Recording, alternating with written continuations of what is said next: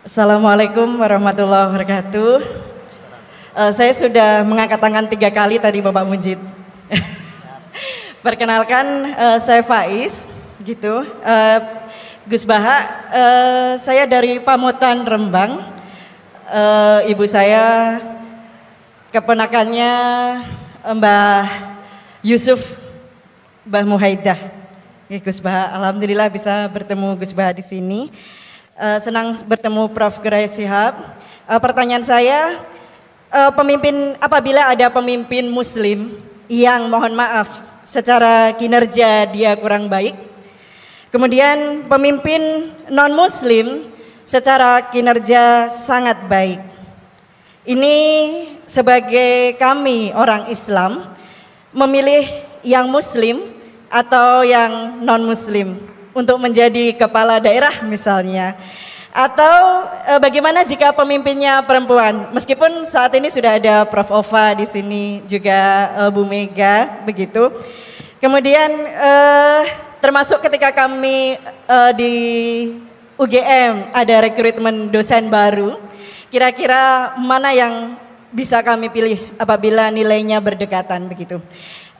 Itu pertanyaan dari saya. Saya baru perkenalannya di belakang Bapak Mujid, saya dari Forum Silaturahmi Nahdlatul Ulama, saya juga pengajar di pengelolaan arsip rekaman informasi di BSMB Sekolah Vokasi sama dengan Gus Prapto. Mohon maaf. Assalamualaikum warahmatullahi wabarakatuh. Waalaikumsalam warahmatullahi wabarakatuh. Terima kasih banyak untuk pertanyaan-pertanyaannya. Ya, silahkan Gus Baha untuk menanggapi. Yang muda-muda dulu. Oke, nanti Pak Kores mentok. Yang terakhir tadi yang pertanyaan pemimpin Muslim dan non-Muslim. Memang ini wilayah sensitif, tapi sebetulnya bisa dianalisis secara fikih. Ya saya ulang lagi, bisa dianalisis secara fikih Nusantara, fikih kebangsaan. Jangan dianalisis pakai fikih yang internal dalam Islam. Saya ulang lagi, jangan dianalisis menurut fikih yang di internal Islam. Kita beri contoh umum saja ya. Kita beri contoh umum saja. Dulu Pak Gores pernah mencontohkan kalau non-Muslim bisa jadi pilot beneran. Padahal dia non, sama Pak Munjid yang kiai di UGM nggak bisa jadi pilot. Kira-kira milih mana? Tapi itu kan wilayah yang sensitif karena ini di Indonesia itu konteksnya bukan urusan pilot, urusan mewakili kebanyakan Indonesia itu Muslim dan demokrasi itu mencerminkan suara mayoritas. Tapi tidak mungkin juga membiarkan Muslim yang killer, yang pembunuh, yang dulu punya reputasi yang misalnya macam-macam.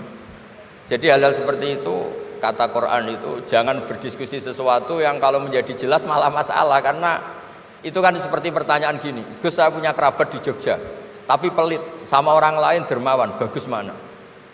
Kita kan nggak mungkin menganjurkan mutus hubungan keluarga, tapi tidak mungkin juga suruh ikut orang pelit. Anda membukan orang fikih, karena kalau yang nggak ahli fikih itu ya gampangnya saja jawab semaunya. Tapi kalau saya sebagai orang yang nekuni fikih itu bingung. Saya sering ditanya orang juga, Gus saya mau nyalon lurah, ya lurah atau bupati atau apa. Katanya nyuap itu haram Gus. Setelah dipraktekkan nggak bayar, nggak bagi uang, ya nggak jadi betul. Yang menang yang bayar. Terus akhirnya fikihnya tak rubah. Nyuapku yo haram, medit yo haram kata saya. Dimodifikasi sedikit, akhirnya alhamdulillah Gus bar sedekah gitu. Ya menang akhirnya, berkahnya sedekah. Karena kita sebagai pemimpin atas nama tidak nyuap ya jangan juga jadi orang kikir dong. Atas nama tidak nyuap terus jadi orang kikir, repot kan. Tapi jangan juga bayar yang sampai merubah hukum dari orang yang nggak layak mimpin karena bayar menjadi pemimpin, itu ya jangan juga sampai gitu.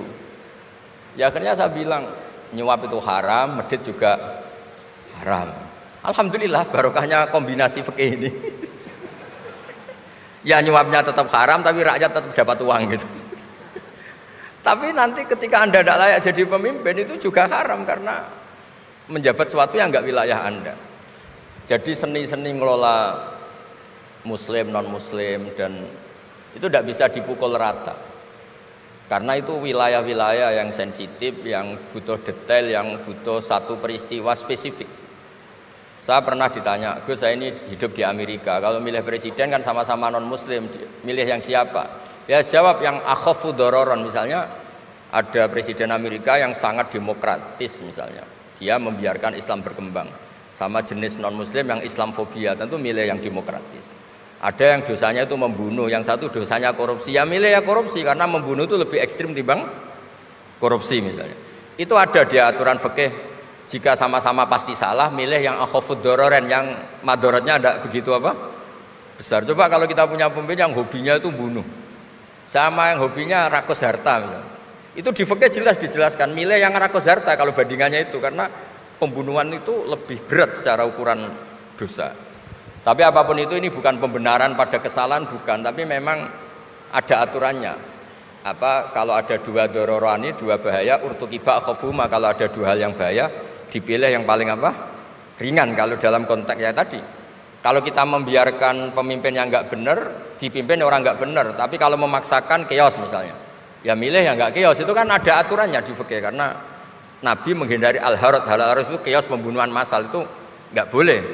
Dan mayu adi ila dalik juga agak boleh, yang bisa potensi begitu juga agak boleh. Jadi saya mohon di antara aturannya Quran itu latas alu anasya intu bedalakum tasukum, kamu jangan diskusi sesuatu yang kalau diperjelas malah kamu yang malu.